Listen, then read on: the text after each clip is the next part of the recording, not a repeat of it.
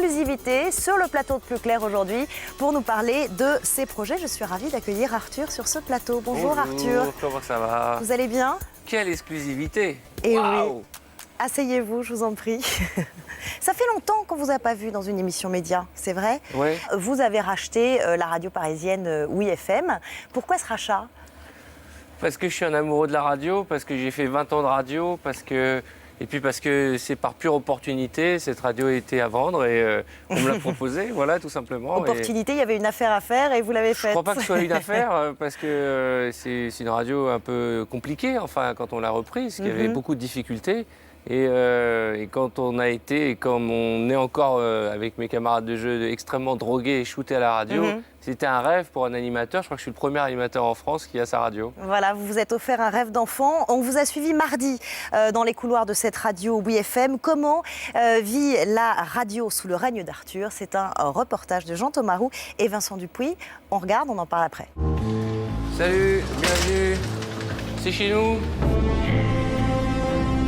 Vous le reconnaissez? Forcément, Arthur l'animateur, Arthur le producteur, Arthur le comédien et aujourd'hui Arthur le patron de radio. Après avoir tenté de racheter Skyrock au début des années 2000, lui, l'enfant de la radio, est désormais propriétaire d'une station, Oui FM. Visite guidée, tour du propriétaire, avec le taulier lui-même. Regardez cette belle bande de branleurs qui va faire semblant de travailler à regarder l'équipe.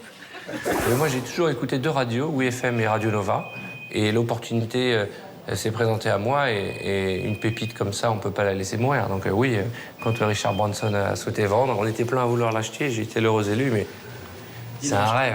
Racheté au milliardaire Richard Branson le 9 janvier dernier, pour un montant qui reste totalement secret, Arthur décide de reprendre en main la station en perte de vitesse et va bouleverser les habitudes. Parce qu'il a une image quand même, à la base, pas forcément rock, où on associait Arthur à la Starac plus qu'au rock. Donc évidemment, les gens avaient peur, enfin les auditeurs avaient peur.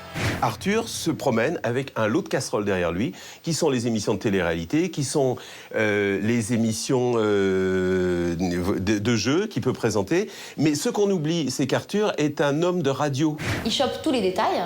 Il n'a pas fait 15-20 ans de radio pour rien. Donc en gros, il n'y a rien qui lui échappe. Que ce soit dans les promos qui passent, dans les pubs qui passent, dans l'antenne, dans les titres. Et la grande idée d'Arthur, c'est de s'associer à la marque Deezer, le site internet de partage musical du moment, afin de permettre aux auditeurs de devenir programmateurs de la radio en choisissant leurs chansons. La personne présente sa playlist et donc pendant 1 heure peut être animateur de son émission. Mais ça marche tellement bien qu'on va élargir. Voilà, donc je viens de l'apprendre. À terme, Arthur veut dédier 50% du temps d'antenne à ce modèle. Et apparemment, les auditeurs adhèrent car depuis son arrivée, l'audience a grimpé de près de 30%. Voilà, c'est le bureau du directeur. C'est l'homme qui a négocié avec lui le rachat de la radio. C'est pour ça qu'il a une cravate. C'est le seul mec qui n'est pas rock'n'roll de la station. Le morning de Oui FM, aujourd'hui, fait plus d'audience que celui de Manu ou celui de Coé. Oui FM est devant Virgin Radio et Fun Radio, mais uniquement en Ile-de-France. La prochaine étape, racheter d'autres fréquences pour étendre sa toile. L'animateur va-t-il prendre le pouvoir sur les ondes? C'est ça l'objectif? Non, pas du tout. On est là pour se marrer, c'est incroyable. Mais c'est que pour se marrer ou c'est quand même une entreprise? Il faut la faire marcher, il faut la faire tourner. Oui, c'est une entreprise, il y a des salariés. En plus, elle était en grande difficulté quand on l'a récupérée. Elle perdait 1 million d'euros. Donc voilà, General Motors, ils vont peut-être faire faillite. Vous l'avez racheté combien alors? On peut savoir? Des problèmes. Oui, c'est une radio que nous avons achetée aux alentours de 5 millions d'euros, un petit peu plus. D'accord. Voilà. Comment vous expliquez ce succès si rapide d'audience? Ce qui est incroyable, c'est que moi, j'avais fait le constat depuis quelques années. C'est pour ça que j'ai arrêté la radio. Je vois mon gosse, les enfants, ils ont soit leur iPod, soit ils fabriquent leur playlist sur Deezer, soit ils sont sur MySpace. Et donc, à chaque fois qu'un auditeur quittait une radio, c'était pour aller sur Internet. Donc moi, je me suis dit, on va aller les chercher là où ils sont, sur Internet. Et on a monté ce formidable partenariat avec MySpace. Ouais. Pour vous donner un exemple, en 1 mois seulement d'existence, l'émission de MySpace a été multipliée par 111%. Alors, je ne vais pas vous gaver de chiffres, mais on est juste derrière Énergie et Skyrock. Et devant tous les autres. C'est dément. Bon, pour l'instant, ça marche. Ce qui est curieux quand même. Comment ça, pour l'instant, ça marche? Ça fait 3 mois. Bah, donc, et en 3 mois, on explose ça toutes marche les très autres bien radios. en 3 Pour mois. l'instant, qu'est-ce que c'est que cette petite pointe d'ironie d'un air? On verra la prochaine fois. C'est juste un constat, Vous voulez dire que c'est la chance C'est juste du un débutant? constat et on espère que ça va continuer comme ça. Mais nous aussi, évidemment. on espère, parce que WFM est une grande marque. On voit bien votre motivation à réveiller la radio, comme vous dites. Mais ce qui est curieux, c'est qu'en vendant vos parts d'Endemol pour 240 millions d'euros, Ah bon, on aurait autant pu croire que, je sais pas, vous auriez pu faire 10 fois le tour du monde, vous reposer, vous arrêter même, et en fait vous replongez. Pourquoi vous replongez? Mais parce que je crois que, et ça c'est quelque chose que tout le monde peut comprendre, je n'ai que 43 ans. Vous avez vu le que 43 ans, c'est-à-dire qu'il me reste 1000 choses à faire. Qu'est-ce que vous voulez que je fasse? Imaginez que je vous écoute et que je fasse le tour du monde. Et pourquoi pas avec vous? Je vais faire le tour du monde. Je peux vous dire qu'au bout de 6 mois, on va commencer à vite s'emmerder. Il va falloir... Non, je ne parle pas en général. Je sais pas. Ça va être formidable. Les 3 premiers mois, ça va être formidable. Et puis après, il y a une routine qui s'installe. Moi, je suis comme un bateau. Vous voyez ce que je veux dire? Les bateaux, ils sont plus à l'abri dans un port. Mais moi, je ne suis pas fait pour rester au port. Moi, je suis fait pour braver les tempêtes, pour aller à l'aventure. J'ai 1001 choses à faire encore dans ma vie. Bon, revenons à la télé. Vous êtes sous contrat avec Endemol en tant qu'animateur pour TF1. Donc, qu'est-ce qui nous attend dans les mois prochains? Apprendre ou à laisser le jeu qui vient de s'arrêter à l'antenne. Il va reprendre? Écoutez, ce que j'ai bien aimé, c'est le fait qu'il s'arrête. Pourquoi? Mais parce que ça a créé un manque, il est revenu. Et puis, on a fait des audiences plutôt correctes. Vous avez vu, le marché de la télé a un peu changé. Donc j'aime bien l'idée de l'arrêter. Pour le reprendre, il faut se faire désirer un petit peu. Ça pourrait revenir à la rentrée? Franchement, on ne m'a pas posé la question.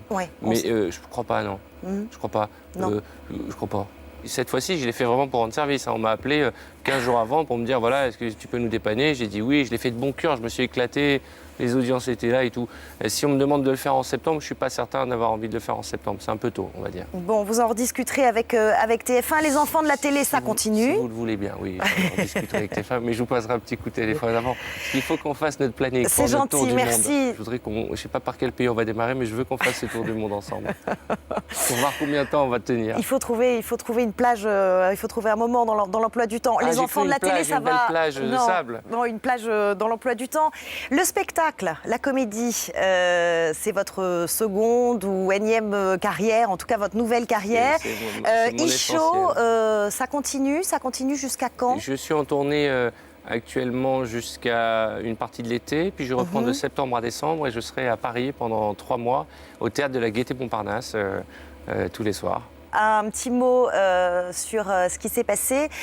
En janvier, au début de l'année, en plein conflit à Gaza, des manifestants vous ont pris pour cible en France. Vous avez même dû annuler des spectacles et vous avez écrit une tribune dans Le Monde où vous disiez « Jamais je n'aurais imaginé que dans mon propre pays, dans ce pays que j'aime tant, dans ce pays qui m'a tant donné, auquel j'essaye de rendre un peu, on puisse manifester contre moi uniquement parce que je suis juif ». Est-ce que cette tribune dans Le Monde a changé le regard sur vous, Arthur? Il faut le demander aux autres.